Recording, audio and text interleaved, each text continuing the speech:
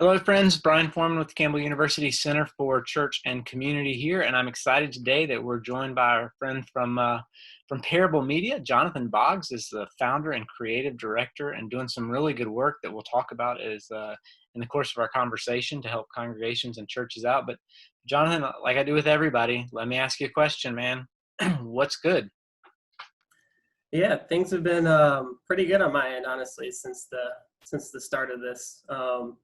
I set up Parable Media about 2 years ago, and since I set it up as a way to provide um, digital media support for churches, nonprofits, and Christian ministers in general.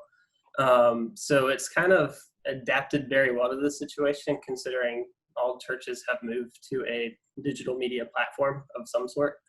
So it's been really nice that I feel like God's almost helped me tailor make this for this point in time, especially since one of the main purposes of this ministry is supporting small to medium-sized churches that don't have someone on staff to do this for them, or even those churches that I've seen a lot so far during the pandemic where they have piled everything onto one staff member who might have some of the skills. This is Parable Media is designed to kind of fill that gap in a way that's affordable for churches, in a way that can really help churches. Since I went to Campbell for 4 years from a divinity school degree, it's I put a lot of intention in understanding the ministerial aspect of it, to the point where I worked in churches for 8 years before starting this, just to have that ministry experience so that I can connect with churches on that level, and not just a technical AV, web design, whatever level.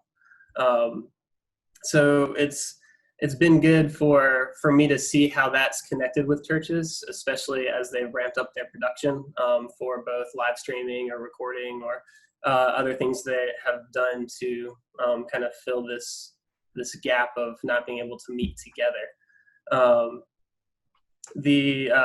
At the beginning of the pandemic, I was able to support churches in a kind of like on, I guess, in their building way, where with some smaller churches, I was able to actually lend equipment for them to just kind of jumpstart their production or their streaming of their services. I was able to offer some advice or to point churches towards either people who could help them or other churches in the area who have an established media team that could share resources to an extent.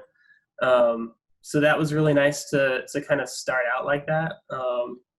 And because it was a real struggle for churches in the beginning of this, when all these churches who had never even touched a camera realized, oh, if we want to survive, we have to keep some way to connect with our community, and we can't do that in person.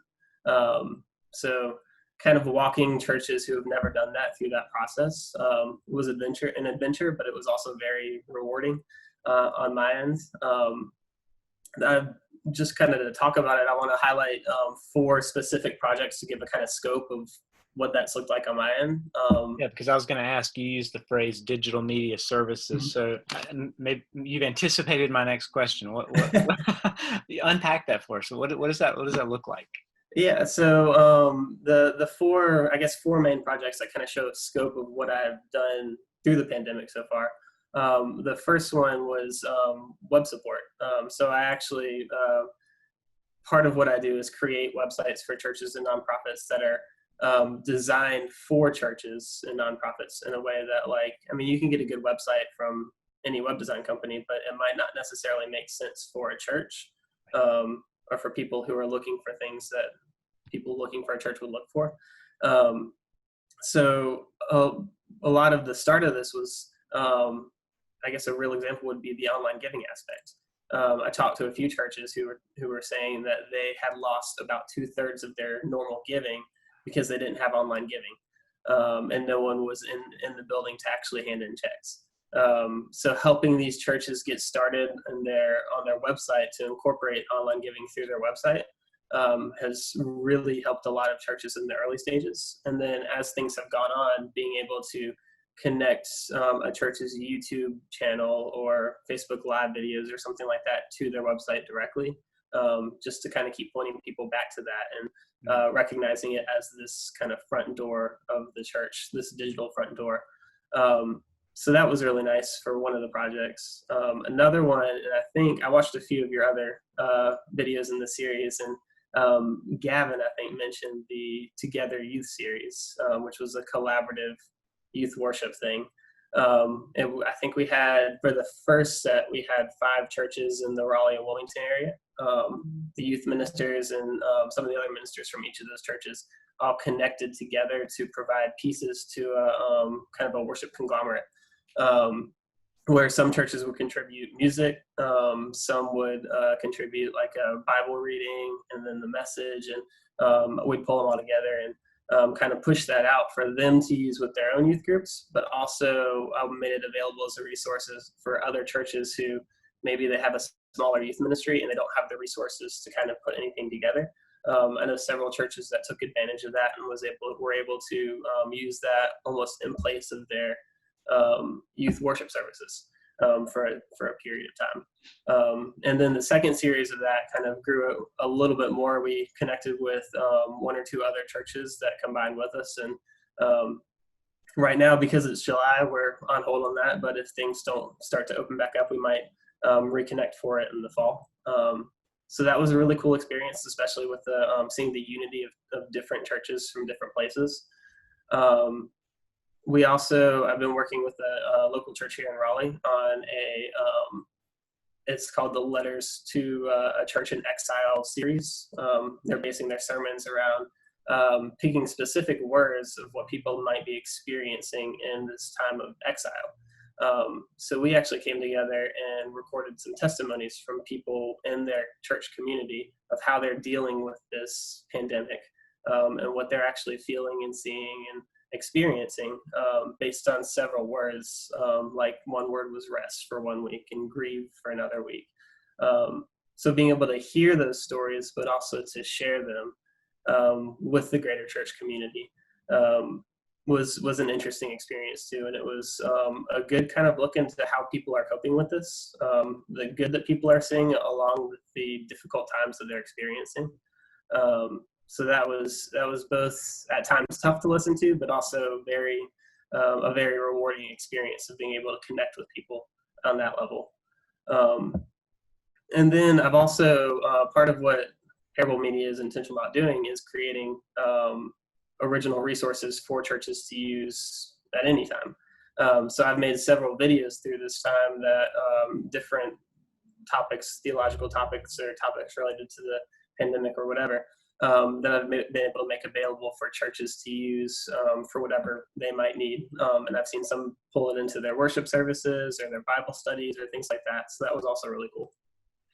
Yeah, that's so much there. I mean, there's so much in all of that. You talk about videos with people who letters from exile and finding hope in the midst of grief and pain and all of those pieces. And I'm reminded, I think it's Walter Brueggemann that talks about, when they were in exile, the Jewish people had sort of their on-the-wall language where they were out in public and they had to talk with everybody else. And then they had the behind-the-wall language when they were at home, and they could talk about their stories. And I think it's Kenda Creasy-Dean that says that when we work with teenagers, there's a third language we need to use, and that's off-the-wall language, because you never know what they're coming up with. But what you're doing is helping people craft a story, and not just the story of this moment, but how this moment weaves into the broader narrative of the kingdom, right? And I wonder, you mentioned that you spent 8 years in congregational ministry, sort of preparing for this ministry. Did you know at some point when working in churches that this is where you were eventually headed, or did that vision grow over time? It grew more over time. A lot of the early days of when I was working with in a church, I always kind of expected to be in church ministry long term, but I expected to be like a full-time minister at a specific church. Early on, I thought that would look like a media ministry position at a church, or I know a lot of churches will combine like youth with media, which is exhausting. hopefully people are realizing, especially with all the actually having to do it now, how exhausting that actually is. But yeah, so originally I thought it was going to be more of a in a specific church kind of ministry. But through conversations with some friends in ministry and through prayer and discernment, I began to realize that God could use me in a bigger and better way if I wasn't on one church's payroll. If I was able to kind of branch off and serve these churches that can't necessarily afford a full-time person at that position or even a part-time person at that position, but still recognize that they need content to kind of stay relevant. And that's a difficult place a lot of churches are in, where they're struggling just to kind of hold on to the people they have, but they don't really have the resources they need to be able to access the people who are looking at websites first before they ever visit a building, or things like that. Yeah, I think people are finally starting to recognize, and it's still remarkable to me to go to a church's website and realize that it is either outdated or it's built for the members. Mm-hmm. And it's completely missing the understanding that if I'm moving to a new city, I can visit 80 churches sitting on my sofa before I move, Mm-hmm. and narrow it down to those two or three that I think, and these are the three that I want to focus on first with my family. And there are people who have websites that aren't even thinking in that way. So you're really providing them with a look into a new way of being in a lot of ways. How can folks get in touch with you? So I try to advertise through social media. I have a website, and a lot of my connections have been through word of mouth, just through other ministers I've worked with. But if they want to contact me directly, they can do so through my website, which is parablemedia.org, or email me directly at jboggs@parablemedia.org. Either way. All right, we'll make sure to put that with the material. We're actually in the process of moving all of these videos to one place where they're a little bit easier to be found, and we can put some show notes in. Because and this is kind of intimidating, right? To do a media interview with somebody who does this. You said you watched a few of the previous episodes, and suddenly I'm like, oh man, like the cold sweat came over me, right? But part of the reason that we had to rethink about where these things were housed is because we were doing it and they were disappearing into the void. That you had to find it on a YouTube channel, or it had to be on a Facebook page, or a post, or whatever the case may be. But it wasn't giving us the opportunity to really help connect the people we were talking to with those who might be watching. And so that's part of our rethinking and re-strategizing, which is we've been able to do during the last few weeks, last couple of months actually. But people don't think about their media content often with a lot of intentionality. Mm. Are there a Yeah, a couple? lot of the time I found they just kind of, they think about it when they have to think about it and prefer to push it aside any other time. Is there a question or two that would really benefit them to think about that maybe churches aren't thinking about from your experiences? Yeah, so a lot of what I tell churches when I'm first starting conversations with them is to think of media as a ministry, because a lot of churches don't start there. They think of it as something that's a very particular technical skill set, which it is, but that doesn't mean that it's not a ministry too. Especially when you think about it in a sense where your website is the new virtual front door to your church. People are going to go there first. The videos where you're either uploading your worship services for people to watch on video, or incorporating videos into the worship service itself that are more creative, or other things like that. All of those are different ways to share the gospel. And the same sort of ministerial intention that goes into preparing a sermon or structuring a worship service should go into that same kind of media. And not only that, it's also a ministry of hospitality. You're providing this as a space for people who, even outside of this pandemic, are either homebound and can't make it to church, or for whatever reason may be out of town and they just want to stay connected with their church community. Things like that. it can be seen as this ministry of hospitality in that way too. So that's where I like to start with people is think of it as a ministry.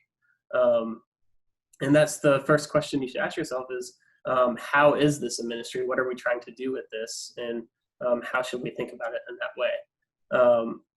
And that's kind of where it all really should start. And then the second thing I encourage people to ask is, what kind of content is the most relevant for my specific community? Yeah. Because looking at other churches who are doing stuff well over in California, they're in a very different space, in a very different community of people and believers than we are here.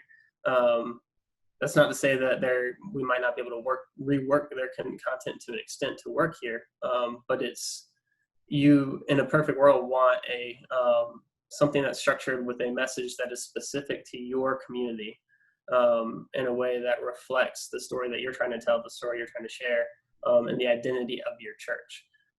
So those are kind of the two starting places that I try to encourage people to look to. Yeah, that's such good advice, because we tend to try to find the things that we think everybody wants, or we're mimicking what's worked in other places, and it may just simply not work where we are. So I think you're asking people to really think and dig into some of the right questions, and they're bigger questions than just the ministry of media, right? They're questions about ministry in your community as a whole, and those are sometimes things we just don't even have the opportunity to think of. Man, I am so impressed with the work that you're doing. I think it's a really important. It's even more important now, as people are having to make this turn towards virtual and digital ways of doing and being church. But what I also think is fascinating is that that's not going to change even when things reopen. Because so many folks have found really positive experiences with the ministry of media, whether it be live streaming Sunday school for senior adult class, and there's shut-ins who haven't seen each other in Sunday school in 20 years, and they're able to reconnect. Well, how do you take that away from them now that now that they've experienced it? So I think your work is going to continue to evolve and be very, very important for the church. And I think your voice is going to be a really important voice for folks to listen to in the years to come. So thank you for the good work that you're doing. I appreciate that. Yeah, and I have one last question for you. I'm looking over your shoulder, and I'm seeing, is that a chin-up bar in the back? I need to know, have you increased your reps during COVID? I tried. It's like a passage into my room. I have to do one every time I come in, just to kind of keep that base layer of fitness. Nice. I love it. Hey, thanks for sharing, spending some time with me today. Thanks for sharing some of that information. We'll make sure that people can find you. If they didn't write down, get your pen now. It's www.parablemedia.org. And if they want to reach out directly, it's jboggs@parablemedia.org. We'll make sure that's in the notes as well. But from all of us at Campbell, we are proud of the work that you're doing and excited to see where it takes you in the years to come. Thank you, sir. I appreciate this opportunity to share a little what I do. All right. Hey, folks, thanks. I hope you enjoyed this. Make sure you reach out to Jonathan. He's going to help you take your ministry to the next level. It's good work, and it's important work. So you all have a great day. Hang in there. There are good things all around.